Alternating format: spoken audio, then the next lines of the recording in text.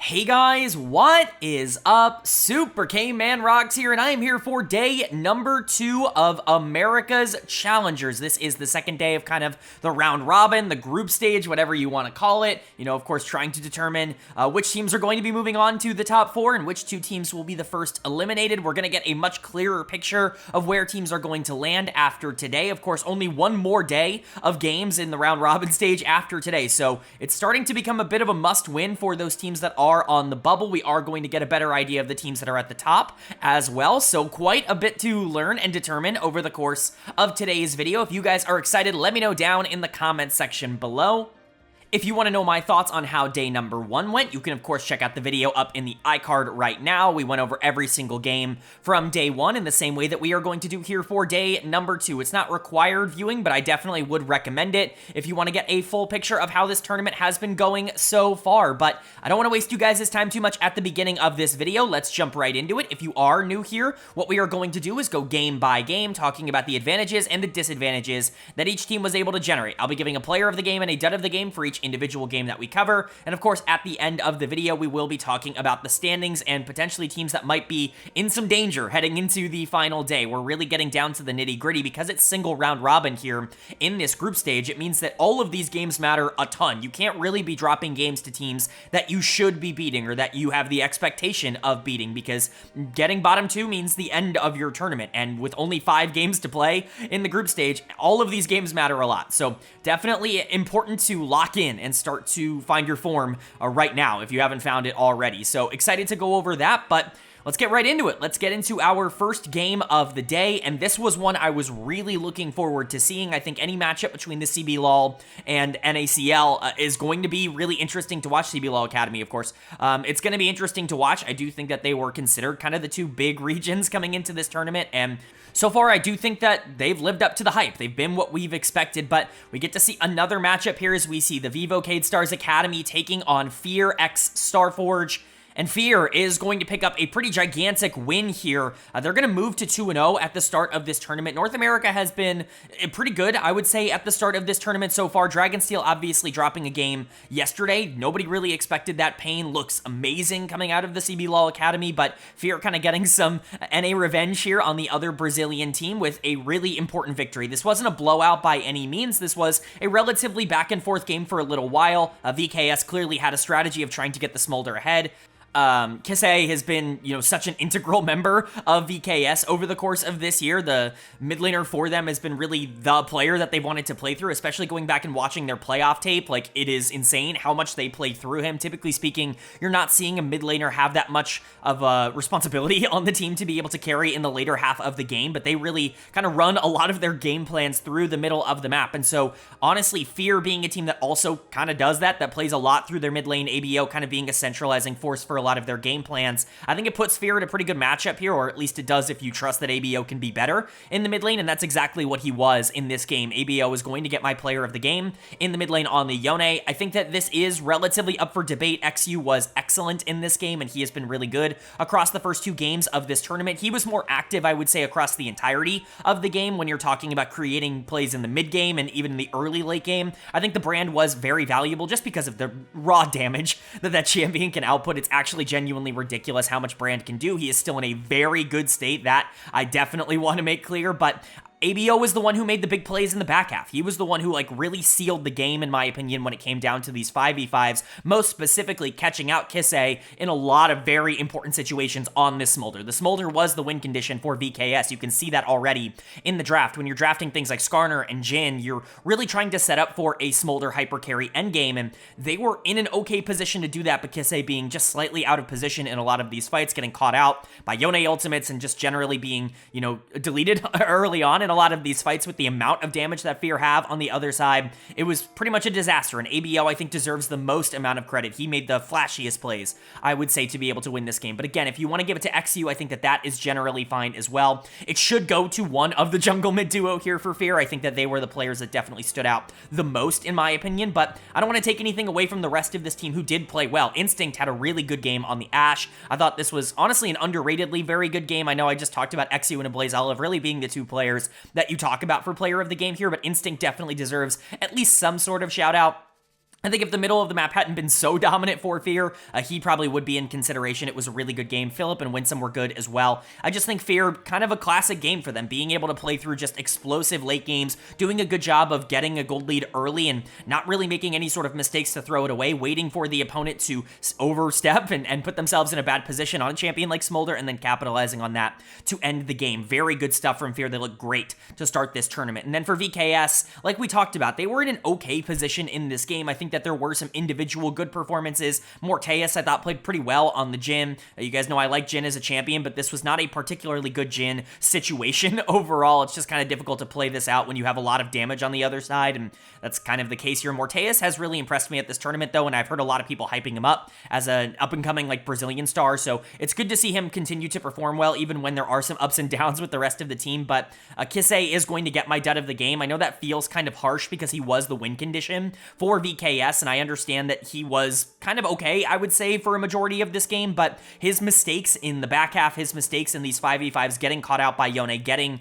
caught out by Ashe and Brand, like, that's what ended the game. That's what lost them the game, and so I feel bad, but Kisei has just not really been what I expected him to be so far at this tournament. There's so much responsibility on him as a player on this team. It is genuinely astounding, like, watching them play and just try to put everything into the mid lane, but that's not always going to be reliable if your mid laner is not the best player on the Rift, and specifically, if your mid laner is not the best mid laner on the Rift, that definitely becomes a bit of a problem, and that's kind of what VKS ran into in this game. Again, I really like Kisei. We've been talking about him, on this channel for longer than just this tournament. This is a former OS player that, has really been good for a while. Like, he's not some brand new player that is recently just kind of rising up through the ranks. We know Kisei can perform at a relatively decent level. It just isn't really happening through the first couple of games at this tournament, and that is a bit concerning for VKS as the #1 seed from CBLOL Academy. And then I also want to shout out Teles, who was not particularly good on the Rakan. I just don't really like the angles that he was looking to find. I think overall, he just felt a bit disconnected from the rest of the team. I'm not going to criticize him too hard. The game plan was very clear. They just wanted to put everything they had into the middle of the map, but I think the Rakan didn't exactly help that scenario. So overall for VKS, like, they've got to get it together. They are not sitting in a good position right now after the first couple of games. They are 0-2 through their first 2 games. Remember, it's only 5 games. The best they can do now is go 3-2, and obviously that would be good enough, but it's not like their schedule gets a ridiculous amount easier. They've lost games that they really shouldn't be losing. They lost to Fuego. Fear, I think, is a little bit more defendable, but you still have to play Dragonsteel. You still have to play Pain, and those are going to be hard games, and so you're not necessarily expecting VKS to have this ridiculous run, even as the #1 seed right now, just because of how they've started. They put themselves in quite a hole, but for Fear, this is a really big win. 2-0 is a great start, and they're going to have a chance to go 3-0 by the end of the day with their rematch against Dragonsteel from the NACL Finals. Right now, they look really good. Obviously, they're going to be underdogs going into that just with how things went in the playoffs, but Fear is a team that can beat anybody on any given day. We talked about it a little bit before the tournament started. There is a shot that Fear is just the most talented team at this tournament, and they just needed to get their macro stuff together and figure out how to play through their end games. So far, that's really worked out for them, and they have really capitalized on that with their record. But then moving on to our second game here of day #2, and it's a pretty predictable outcome. We saw WAP Esports taking on Pain Academy, and Pain is going to pick up their 3rd win of the tournament. They are 3-0 to start things off. They were incredible on day #1. We walked out of day 1 kind of viewing them as the strongest team at the tournament, at least in terms of their performances through that first day, and this was just another good example of that. WAP is probably the weakest team at this tournament, at least in terms of what they've shown over the course of the first couple of days, and Pain winning this is not a surprise by any means, but it's nice to see them come out and dominate in the way that we would have wanted them to in a game like this. I think that there are definitely some positives and some negatives to their individual performances, but, rightfully so. I think there's a pretty big draft gap being called out here. I think the R5 Braum ends up making some massive issues for WAP. They are basically full AD with the exception of Maokai, and that's really never going to be enough to justify, picking, Yone Misfortune as your carry duo, in my opinion, specifically because you're just setting so much up for the bullet time, and you don't really have a ton of other options in these 5v5s unless Yone is like mega fed, and that obviously wasn't going to happen particularly easily in this game, and so when they do draft the Braum on R5, all of a sudden things just fall completely apart for them. Giggs is going to get my player of the game for that. I think the Braum was the most important champion in this game. He shut down basically everything that WAP wanted to do single-handedly. There were obviously some very good performances elsewhere on the map, which we will get into. Obviously some individual players that I think made some really aggressive and fun plays over the course of this game, but Giggs I thought was really good on the Braum, and the Braum was incredibly influential throughout this entire game. The moment that WAP looked like they wanted to set anything up, even with Kindless actually kind of playing well, it just was entirely irrelevant because Braum could shut it down instantaneously. So credit to Payne for recognizing that drafting Braum on R5 was just like the insta-win, but what are we doing? Like, this is such a mishap from WAP in a pretty important situation. This is such a brain lapse, I would say, and you just can't really get away with that. Credit to Giggs. Again, I want to give him the credit, but it really should have never been in this position in the first place. But in terms of individual performances, I do want to give a couple of shout-outs. Kotz in the mid lane was really good on the Tristana, constantly following up on a lot of the engages that were happening over the course of this game. We'll get to Tatu in a second, who was excellent on the Skarner, but I thought Kotz was probably the most devastating damage carry throughout the entirety of this game. The Tristana was just so active. I really like how he's not afraid to try and make plays. That shouldn't be surprising considering he's a Brazilian mid laner, but he was very willing to jump in and try to get those resets and, put himself in danger in order to really move his team forward in a lot of these instances. It means that he was caught out a couple more times than maybe you would like, but for the most part, it was nothing but a positive for the team over the course of this game, so definitely want to give a shout out to Kotz. Tatu got the broadcasts player of the game. He was involved in quite a bit. I know he's been hyped up as this prodigy coming through the system. He was signed by this team at 16 years old. They really expect him to turn into this great player. I think Skarner is one of those champs that's pretty easy to execute on right now. Just hard for me to give him player of the game when the Braum was there, influencing so much, and I think that champion just had so much more inherent potential in this game, just did a lot more, but the Skarner was really good. Tatu was really good. I don't want to take anything away from him in that regard, and that's even with QQ more on the other side actually playing relatively well.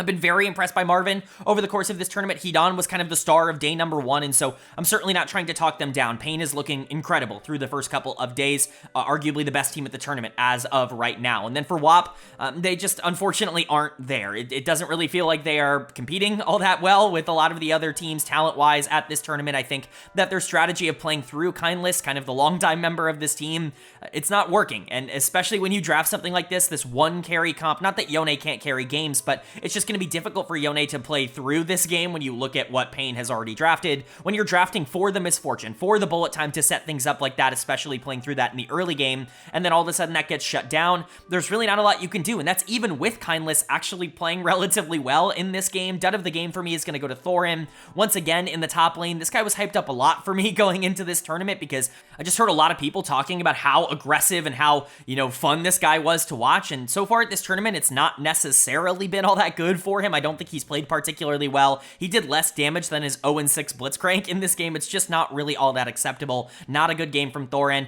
Shuhari obviously wasn't very relevant either. The Blitzcrank just never really was able to accomplish anything. The Braum shuts that down pretty heavily. The Ezreal is basically an impossible target to actually land onto. Your only hope of getting someone that even is remotely valuable in this game is potentially the Tristana, and that's only if Kotz, misplays and steps up in situations where he shouldn't. Shuhari just didn't really have the opportunity to play Blitzcrank here. We already talked a bit about the Yone not being relevant. I thought QQ more actually was really good in this game. When you look at some of his individual plays, the decisions he was making in the mid game, I think that they were strong, and I think he individually played well. I think if he had some laners that were in good spots, potentially the Maokai could have been relevant here, but it just never was getting to that point in the game. So WAP, unfortunately, probably looking like the weakest team at this tournament. Payne probably looking like the strongest team through the first 3 games at this tournament. Of course, we've got our regional rivalries, our, little civil wars coming up for the rest of today. Everybody kind of playing against their own little regional rival, and we'll see how that ends up going, but at least through the first, I would say, half of this round robin, Payne, maybe the best team at the entire tournament.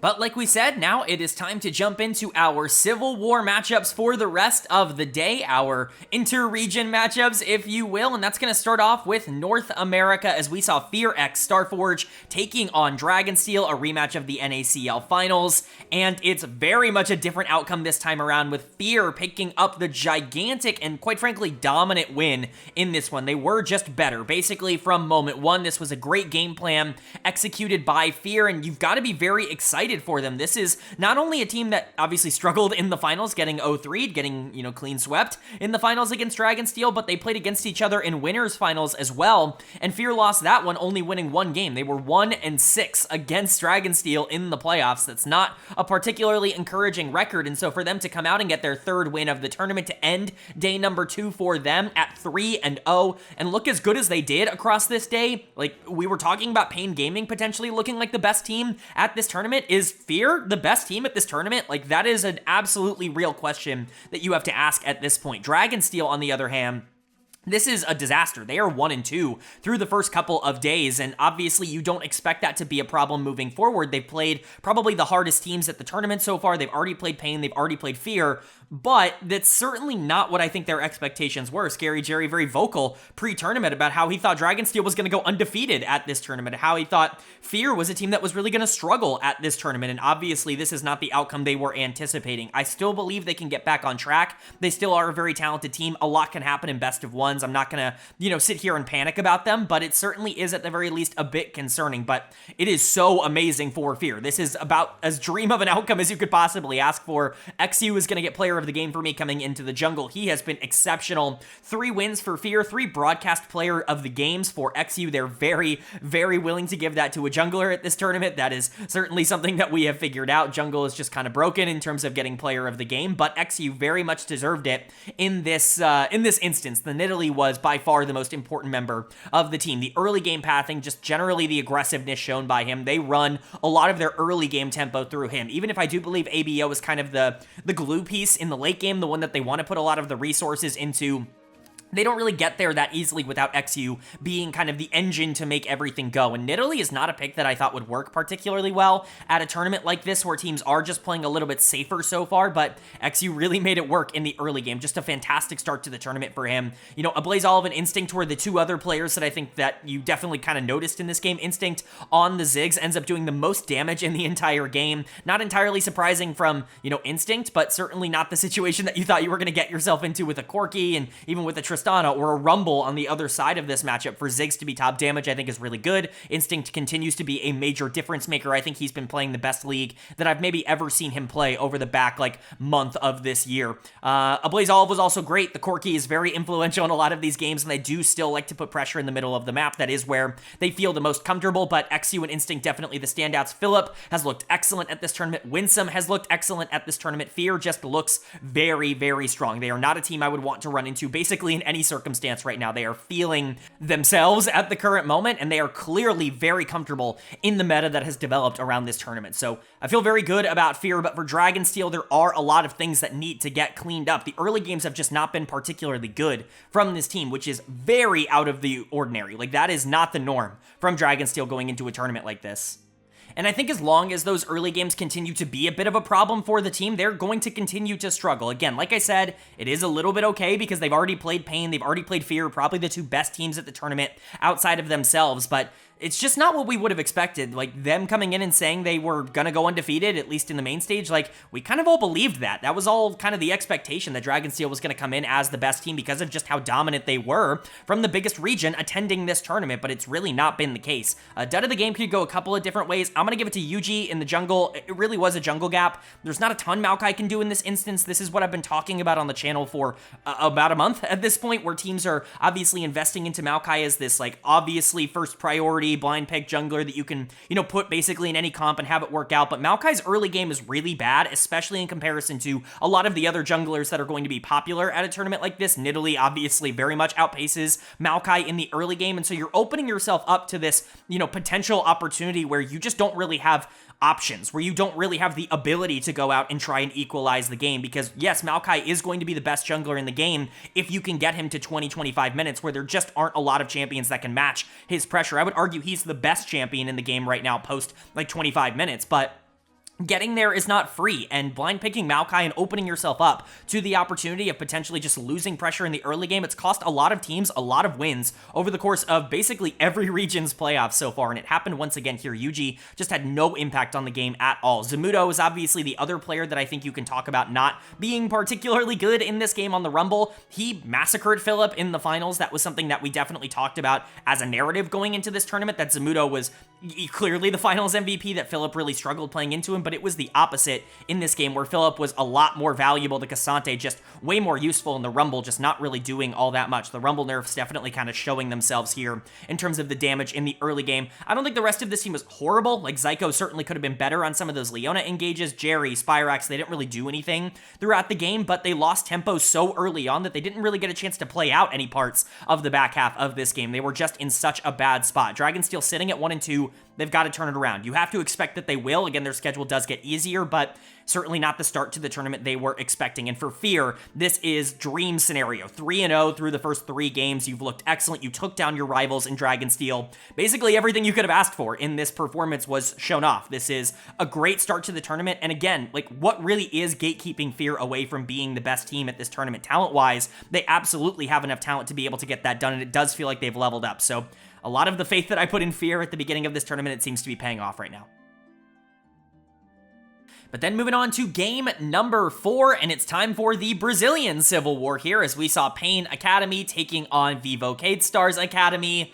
And VKS picks up such an important win. This was kind of a do-or-die game for them here in game number 4, and they are able to pick up the W over Pain, kind of repeating that performance from the finals that they played against each other. Very funny how we kind of got the inverse of that with Fear beating Dragonsteel in the previous game. You know, I think a lot of people expected Dragonsteel to be better than Fear, and I think a lot of people expected Pain to be better than VKS, just generally speaking, going into this tournament. I certainly did watching the tape. I thought that there was more mechanical upside, but VKS kind of cementing themselves as a team that should be beating Pain Gaming, and mentally, this was kind of a stomp. This wasn't necessarily VKS playing perfectly. I definitely think that there were some mistakes made by them throughout this game. They indexed super heavily into just trying to get an early game lead. You're drafting Elise, you're drafting Callista, you're even drafting like Ashe support. These are all things that are specifically designed to try to get such a big gold lead in the early game that you don't have to fight in the later half of the game, or when you do, you're like at such a wallet advantage that it doesn't matter that your champions have fallen off a little bit. But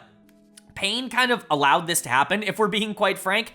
This was one of those games where VKS was pretty good and Pain just did not show up, and that's kind of disappointing considering there is like a strong argument to be made that through the first 3 games of their tournament run, they've been the most convincing team at the tournament. Really just not what I expected to see from them here, so we'll talk about that as we continue to go along. But player of the game for me here in the 4th game of day 2 is going to go to Kisei. He was awesome in the mid lane. Great Yone game here. Really kind of took over as this game continued to go along. He was the side lane king for a majority of this game, basically spent all of it in the side lanes just gathering resources. By the end of the game, he was 3 levels up on Kotz over on the other side on the Corki, and was actually able to do a ton in those late game fights. I think people are going to be a bit critical because he wasn't quite as active in terms of the game. He only had, you know, a little bit of, I think like a 50% KP over the course of this game, so really not like an ideal stats game, I guess you could say, but like watching the tape, he was probably the most valuable player here for VKS, purely just because he was able to get so many resources in the mid game and keep that gold lead alive. I do want to give a big shout out to Telas in the bot lane here. He was awesome. Like, he was great on the Ashe. These arrows towards the back half of the game were fantastic. I know there was some criticism about some of his early game plays, and I can understand that, but when this game hit 20 minutes, like, all of a sudden he became American Sniper Ashe and was just hitting every single arrow to set everything up. Honestly, I considered him for player of the game because I do think he was actually very valuable to VKS overall, and I think generally speaking, Ashe support, something that's kind of completely fallen out of the meta. People just aren't going towards it anymore. I still think it can be incredibly strong with things like Callista if you do want to try to index into taking down the Ziggs early and not allowing him to snowball the game out of control. I think the Elise pick is particularly interesting in this draft because it really does say, like, we have one game plan in mind. Elise, not a champion I'm expecting to see a lot of throughout the rest of this tournament or Worlds or anything like that. I don't think she's in, like, this super dominant state, but she's still Elise. Like, she can still do the thing that she's really good at, which is, you know, level 3 gank. Like, that's kind of her whole thing. And so she still is able to kind of generate those advantages. She just still falls off incredibly hard. She's not very valuable in the back half of the game at all. She doesn't really do anything. And so if you are able to get your laners advantages, that can be good. I kind of like the pick here just because I do think you're looking at, you know, Maokai and Corki and even like a Pyke to a smaller extent, and you're seeing an open opportunity to potentially dive some people early on, but you know, it's very risky. It worked for them in this game, but I'm not sure I would have picked it myself. K'Sante continues to look great at this tournament. We already talked a bit about the Yone. Overall, VKS, I thought, was pretty solid. Really not a lot of negatives to give them. I think this was a good game. I don't think this was a great game. Like, this isn't one of those, like, games where I'm like, oh my god, like, they're back. Like, we are so back. This is their first win of the tournament, and it obviously was necessary, but they're going to need to continue to keep their foot on the gas, because as much as this was a VKS win, it kind of felt like a Pain loss, and that feels worse. Like, it definitely isn't ideal. Pain just did not show up here today. I don't know what happened, but they have been getting consistent early game leads throughout the entirety of this tournament. This was the one game where you're going into like 10 plus minutes without an early game lead, and it just looked like they completely disintegrated. I'm not sure if that's something that we need to be worried about for them moving forward, that they just have no idea or don't even try and play from behind. But if that's going to be something that continues to be an issue, this team is going to be very, very exploitable, and perhaps that's what VKS knew going into this, that they wanted to draft the Elise plus the Kalista plus the Ashe and plus all these things that are really adept at getting early game leads, maybe because they know Pain better than a lot of these other teams and they know that they can't play from behind. But either way, this was just awful. They gave up. Like, there were no attempted plays made by Pain after 15 minutes into this game. They just completely stopped trying, and that's a really disappointing thing to say considering how well their tournament has started. But done of the game for me, I really debated between two players. I'm going to give it to Hedon. Man, those Renekton plays were bad. Constantly caught out, overextended, just not in good positions, late to fights, like showing up to a 4v5 and just, you know, not like, our team's already lost. Like, I don't know what to say. Hedon had a really bad game. He's had a great start to the tournament, but this was not a good example of that. He was completely useless here. Tatu was the other player I very much considered. You put a lot of blame on the inactivity of this team in the back half on the Maokai for sure. There were so many opportunities where I think the Maokai could have at least gone out and tried to make a play, and it just didn't feel like Pain was attempting to do that. Kotz was not relevant. Like I said, was down 3 levels by the end of this game. The Yone was just so much further ahead than the Corki that it basically made that champion irrelevant. I think Marvin actually played relatively fine. Like, he was doing things on the Ziggs, but there's only so much that champ can do. Pyke is a very risky pick, and I get that you want to take advantage of the fact that VKS is basically all squishies, but you can never get Pyke rolling if you're playing from such a disadvantage, and you were never going to have an early game lead in this one. I don't really get it. You scale pretty well if you're Pain, and to just give up, like, mentally, it's really bad. Like, it's not a good look. Hopefully they can figure things out, but I honestly just feel disappointed by this result, and hopefully this isn't something that becomes a bit of a trend for them. But for VKS, a necessary win. Again, if they didn't pick this up, their tournament was likely in a really bad spot. Going into the final day 0-3 is not good. Like, I know that's obvious, but it really means that you have to be lucky in order to get into the top 4. And for VKS, the #1 seed at the hosting region for this tournament, that would have been an absolute disaster. So a big win for them, and hopefully they can continue this run and kind of get themselves back into the top 4 where I think everybody kind of expected them to be.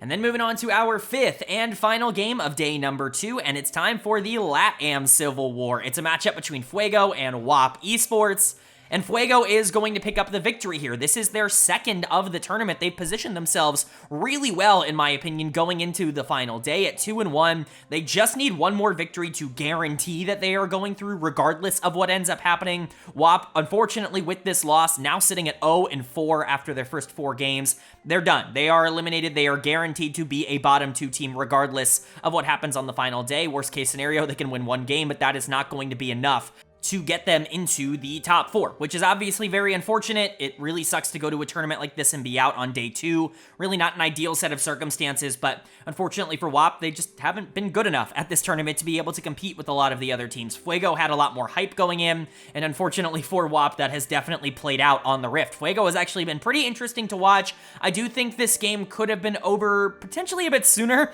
than maybe what ended up happening. I think they took a little bit longer than maybe they needed to in order to end this game. They gave WAP actually quite a few opportunities to get back into it, with a couple of really nice 5v5s coming in, but Fuego was just better, and they had such a gold lead that it was always going to be difficult for WAP to have like this easy win condition moving into the back half of the game. Player of the game for me is going to go to Zelt in the mid lane. Azir is a champion people were talking about, as they do before every single World Championships when he gets nerfed, about, oh, is Azir going to be playable? He was already kind of mid, and, you know, teams were already overpicking him, and now he got worse. Is he even going to be playable at all? Spoiler alert, everybody is going to pick Azir, always, especially in these gigantic tournaments. They played so much of this champion over the course of their entire lives. Of course, he's always going to remain in meta, and he's still going to do a lot of damage. Really, the only major nerf that Azir received was to his early game prio and pressure. His late game carrying ability, it's still there. He's still a very good pick right now, and you pair him up with something like Ezreal that not only can have some poke pressure in the early game, but does have the ability to carry fights later on if the Azir isn't in great positions as well. I think this is a really good draft overall for Fuego. It gives you multiple options, and Zelt was very valuable. There were moments where he was actively 1v9ing in terms of these team fights, other moments where he wasn't a part of these fights, but still was getting a lot of things inside lanes, a lot of pressure on towers, a lot of minions, a lot of gold overall. So a nice game from Zelt, really good mid lane performance from him. I do want to give a shout out to Virus as well. Virus FX in the bot lane. He was pretty good on day number 1, and he continued that here on the Ezreal. 1 billion damage, way more than I was expecting over the course of this game. That champion always surprises me in terms of the post-game damage numbers. I do want to give a huge shout out to the setup here. Bala in the support position was awesome here on the Nautilus. I thought that he was really undervalued by the overall narrative, the commentators and everything. I thought he was really important towards this game, and Kindless would have had a much easier time actively playing out the back half here on the Jinx, where he was actually playing really well, if it wasn't for the Nautilus constantly intercepting a lot of the plays he was attempting to make. Mataz, ADD, they were solid on the top side of the map as well, but really this was trying to get your two carries, your hyper carries, if you will, in the Azir and the Ezreal into position. I know Ezreal's not a hyper carry, but in this game, the damage charts functioned like he was, but it was just trying to get those two in position, making sure they had good opportunities, and then even if there were some fumbles in some of the fights down the stretch, it still was good enough for Fuego to be able to come out on top. And then for WAP on the other side, just an unfortunate game. Maybe if you had been a little bit better in the early game, if you hadn't allowed the team with Maokai and Azir to be able to get this early game lead, perhaps going into some of these fights in the back half where you honestly kind of play better in some of them front to back 5v5, maybe you were actually able to win some of those in a different circumstance. But their problems, I guess they stretch far beyond just the issues that this game kind of showed off. This team is it's clear that this team made a lot of changes going into the playoffs. It is clear that Kindless is really the only player that has been playing on this roster, that this is essentially like a new group of 5 coming into play for WAP, because the communication and the macro in the early game, it's just not there. It's not playing out particularly well for this team, and Kindless has actually been pretty good over the course of this tournament, but really nobody else has. QQ Moore was pretty good in the first game of day number 2. I thought he was okay on the Maokai, but this Vi game was much worse. He's going to get dud of the game. No real actual impactful engages. I think he mistimed some of the times that he needed to stay back and actually peel for his Jinx to be able to win some of these fights. Overall, I just don't think it was a great game. I thought his early game was also just really, really bad, and that's just not particularly acceptable. I thought Diddy in the mid lane was also not very good on the Taliyah. There were some fights where he was doing some damage, and you can kind of sit there and go, okay, I can see the vision, right? I think Taliyah is still a very good champion, but in this game, it just wasn't really the answer to a lot of the pressure and the power that Fuego was putting out on the other side. Even Thorin was dying immediately in a lot of these fights. I do not think Thorin had a particularly good tournament, unfortunately. These first 2 days have not been a great look for him. Shuhari, I think, has also really struggled at this tournament. Really, the only player that I think has played well for WAP over the course of the last few days has been Kindless in the bot lane, and that's just not enough. You're not going to be able to win off of your AD carry alone. And so, unfortunately for WAP, they have officially been eliminated, quote-unquote. They're still going to play tomorrow. They have that matchup against, I believe it's VKS. I could be wrong about that. But either way, their narrative now is to try and play spoiler to a team that does want to try to make the top 4, and we'll see if they can, make something happen. Eliminated teams in tournaments are often the scariest because they have nothing to lose and they can play without a lot of restrictions. We'll see if that ends up being the case here for them. But for Fuego, they're overperforming my expectations. I think we expected these to be the 2 weaker teams at the tournament just generally because of reputation, and I think that was kind of backed up by some of the narratives I was hearing from other commentators and other pundits as well that had maybe watched more of Fuego and WAP, but Fuego was the pseudo super team, and so them coming into this tournament and performing pretty well so far, actively picking up wins against good teams, we'll see how it ends up, functioning. If they go 0-2 on the final day and end up missing top 4, it's going to feel a bit disappointing, but at least for now, they put themselves in a really good position. 1 win is almost certainly enough for them to be able to qualify, and they've done more than enough to convince me that that is very much possible. I think a lot of their players play well together, and they clearly have a good idea of how to play out a lot of the drafts on this patch. Overall, I've been really impressed by Fuego, and I hope that they can continue this pace moving forward. All right, but that is going to do it for my America's Challengers Day number 2 overview and analysis video up on the screen. The standings after 2 days. We're moving into the final day of the round robin, the group stage here, and you know, you just have to be top 4. You just have to not be bottom 2. Bottom 2 are eliminated, top 4 go into a playoff, so, you know, you want to make sure that you are in that group, and right now there are a lot of things that are up in the air. The things that aren't up in the air, Pain Gaming and Fear X Starforge have officially qualified for the playoffs. With 3 wins, they are guaranteed to get in. There is no way that they can miss it at this point, and unfortunately, WAP has been eliminated. At 0-4, they can at best get 1 win, and that's not going to be enough to get them into the playoffs. Everything else is up for debate. The final 2 spots are going to be fought over between Fuego, between VKS, between Dragonsteel. One of those teams is going to miss the top 4, which is definitely surprising. And right now, it's looking like it's going to be one of the number 1 seeds from either North America or Brazil. Neither have proven really anything so far at this tournament, and so it's all going to be about this final day performance. I think if either of them end up missing this top 4, it's going to be considered a massive disappointment for them.